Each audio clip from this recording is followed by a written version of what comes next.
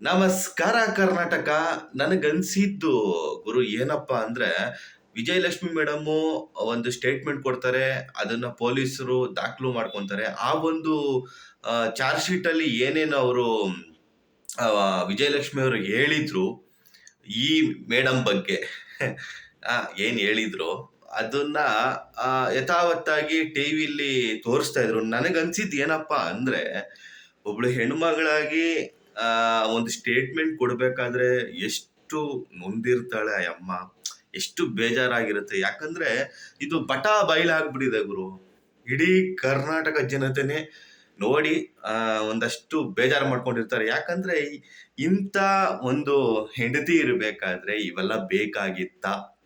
ಇಂಥ ಹೆಂಡತಿ ಮಗ, ಆ ಕಷ್ಟದ ಜೀವನ ಗುರು. ಆಗ ಏನು ಇರ್ಲಿಲ್ಲ, ಒಂದು ಚಾನೆಲ್ನಲ್ಲಿ ಕೆಲಸ ಮಾಡ್ತಿದ್ರು ಇವರು. ಆ ಅಂತ ಕಷ್ಟದ ಜೀವನದಲ್ಲಿ ದರ್ಶನ್ನ ಕೈ ಹಿಡಿದು ಬಾ ಆ, ಮುಂದೆ ಸಾಕ್ತಾ ಒಂದು ದೊಡ್ಡ ಮಟ್ಟ ದೊಡ್ಡ ಮಟ್ಟದಲ್ಲಿ ದರ್ಶನ್ ಅವ್ರು ಬೆಳೆದ್ರು. ಹಾಗೂ ದರ್ಪ ದುರಾಂಕಾರ ತೋರ್ಸದ ಈ ಹೆಣ್ಮಗಳು ಗಂಡನ ಜೊತೆ ಖುಷಿಯಾಗಿದ್ರು. ಅದಾದ್ಮೇಲೆ ಏನೋ ನಡೀತು, ಅವೆಲ್ಲ ನಮಗ್ ಬೇಕಾಗಿಲ್ಲ.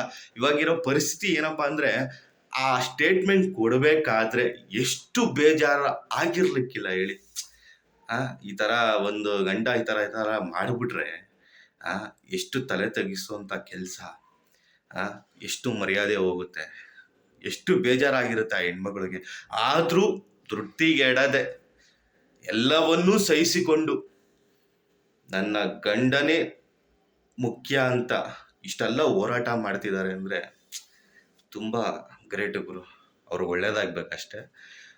ನಾನು ವಿಜಯಲಕ್ಷ್ಮಿ ಪರವಾಗಿ ಮಾತಾಡ್ತಾ ಇದ್ದೀನಿ, ಅರ್ಥ ಮಾಡ್ಕೊಳ್ಳಿ.